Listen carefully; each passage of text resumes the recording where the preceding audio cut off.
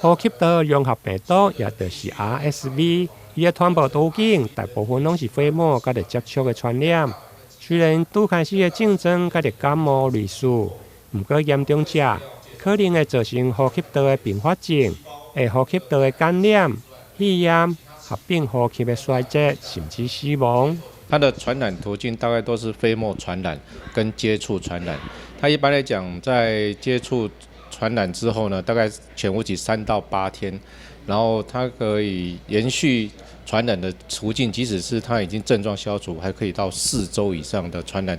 的途径都还有可能传染给别人。那当然，但最重要的是，它最主要发生是在2岁以下啦，还有这50岁以上的成人是比较容易产生重症的。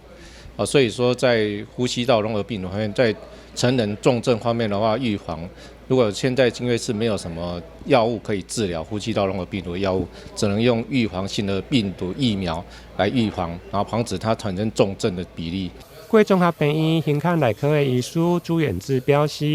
因为呼吸道融合病毒并无特效药，只会用靠自身的抵抗力甲支持性的疗法。因此，医师建议预防感染的方式，除了挂喙暗、勤洗手、免疫力较无好的红婴仔，或者是65岁以上的高风险的族群，建议会用施打 RSV 的疫苗，避免重症。呼吸道融合病毒，它在50岁以上，包括有一些慢性呼吸道疾病，像慢性阻塞性肺病疾病跟气喘的病人，甚至有心衰竭或心脏疾病的病人，它的比例会产生重症比例会比一般人高出3到5倍左右。所以一般来讲，这些高危险群的病人，包括洗肾的病人、肝不好的病人，都是要打疫苗来预防重症的比例，防止它的一些重症呼吸器的使用的比例会下降很多。这样子。医师表示，因为 RSV 引发重症的病情进展真紧，只需要2-3天，就可能会肺炎变成严重的呼吸衰竭，